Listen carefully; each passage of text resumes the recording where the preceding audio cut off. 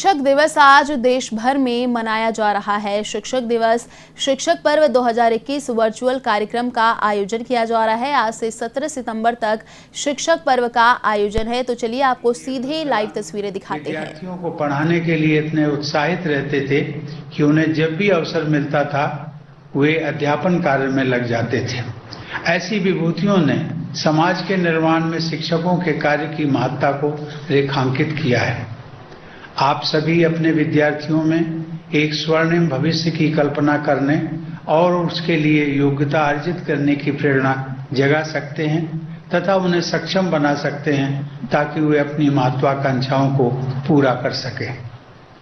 शिक्षकों का कर्तव्य है कि वे अपने विद्यार्थियों में अध्ययन के प्रति रुचि जागृत करें। संवेदनशील शिक्षक अपने व्यवहार, आचरण व शिक्षण से विद्यार्थियों का भविष्य संवार सकते हैं। प्रिय शिक्षकगण, पिछले वर्ष लागू की गई हमारी राष्ट्रीय शिक्षा नीति में भारत को ग्लोबल नॉलेज सुपर पावर के रूप में स्थापित करने का महत्वाकांक्षी उद्देश्य निश्चित किया गया है। विद्यार्थियों को ऐसी शिक्षा प्रदान करनी है जो ज्ञान पर आधारित न्यायपूर्ण समाज के निर्माण में सहायक हो। हमारी शिक्षा व्यवस्था ऐसी होनी चाहिए जिससे विद्यार्थियों में संवैधानिक मूल्यों तथा नागरिकों के मूल कर्तव्यों के प्रति निष्ठा उत्पन्न हो, देश के प्रति प्रेम की भावना मजबूत बने तथा बदलते वैश्विक परिदृश्य में वे अपनी भूमिका के बारे में सचेत रहें। शिक्षकों को इस बात का विशेष ध्यान रखना चाहिए कि प्रत्येक विद्यार्थी की क्षमता अलग होती है, उनकी प्रतिभा अलग होती है, मनोविज्ञान अलग होता है, सामाजिक पृष्ठभूमि व परिवेश भी अलग अलग होता है। इसलिए हर एक बच्चे की विशेष जरूरतों, रुचियों और क्षमताओं के अनुसार उसके सर्वांगीण विकास पर बल देना चाहिए। मेरा मानना है कि हर किसी के व्यक्तित्व का निर्माण आरंभ में उसके माता पिता एवं शिक्षकों द्वारा शुरू किया जाता है। हमारी परंपरा में प्रत्येक व्यक्ति को सुयोग्य और प्रत्येक वस्तु को उपयोगी माना गया है। किसी को भी अयोग्य या अनुपयोगी नहीं माना गया है। संस्कृत में एक सुभाषित है, आमंत्रम अक्षरम नास्ति, नास्ति मूलम अनौषधम, अयोग्य पुरुषो नास्ति, योजकः तत्र दुर्लभः। अर्थात ऐसा कोई अक्षर नहीं है जिसके प्रयोग से सार्थक कथन अथवा मंत्र की रचना ना हो सके। ऐसी कोई वनस्पति नहीं है जिसका उपयोग औषधि के रूप में ना हो सके। ऐसा कोई व्यक्ति नहीं है जिसमें योग्यता ना हो, लेकिन इन सब का संयोजन करने वाले व्यक्ति ही दुर्लभ होते हैं। किसी भी समाज में निहित प्रतिभा के संयोजन की प्राथमिक जिम्मेदारी शिक्षकों की ही होती है। एक अच्छा शिक्षक व्यक्तित्व निर्माता है, समाज निर्माता है और राष्ट्र निर्माता भी है। हमारे देश में उत्कृष्ट शिक्षा व्यवस्था के उदाहरण उपलब्ध रहे हैं। लगभग 125 वर्ष पहले पश्चिम के विकसित देशों में शिक्षाविद विद्यार्थियों को शारीरिक दंड देने के विषय में वाद विवाद कर रहे थे तथा spare the rod and spoil the child की सोच को विश्व के प्रमुख शिक्षण संस्थानों द्वारा अपनाया गया था।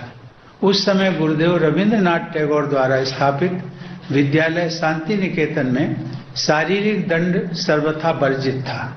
गुरुदेव मानते थे कि ऐसे दंड का विद्यार्थियों के कोमल मनोमस्तिष्क तथा व्यक्तित्व विकास पर प्रतिकूल प्रभाव पड़ता है। आज पूरा शिक्षा जगत इस मनोवैज्ञानिक तथ्य को स्वीकार करता है। इस प्रकार भारतीय परंपरा के संवाहक गुरुदेव रविंद्रनाथ टैगोर की शिक्षा संबंधी सोच अत्यंत आधुनिक थी। हमें अपनी परंपरा में निहित आधुनिकता को अपनाना है। आपको यह सदैव ध्यान में रखना है कि भय पर आधारित शिक्षा के मुकाबले प्रेम पर आधारित शिक्षा अधिक कारगर सिद्ध होती है। देवियों और सज्जनों, पिछले लगभग 1.5 वर्ष से संपूर्ण विश्व कोरोना महामारी के कारण उत्पन्न हुए संकट से गुजर रहा है। इस परिस्थिति में जब सभी कॉलेज और स्कूल बंद थे, तब भी शिक्षकों ने विषम स्थितियों का सामना करते हुए बच्चों की शिक्षा का क्रम रुकने नहीं दिया। इसके लिए शिक्षकों ने प्रयासपूर्वक बहुत कम समय में ही डिजिटल प्लेटफॉर्म्स का उपयोग करना सीखा और शिक्षा प्रक्रिया को जारी रखा। ऐसे सराहनीय प्रयास करने वाले कुछ शिक्षकों को आज पुरस्कृत भी किया गया है। मुझे बताया गया है कि कुछ शिक्षकों ने अपनी मेहनत और लगन से स्कूलों में उल्लेखनीय बुनियादी सुविधाएं विकसित की हैं।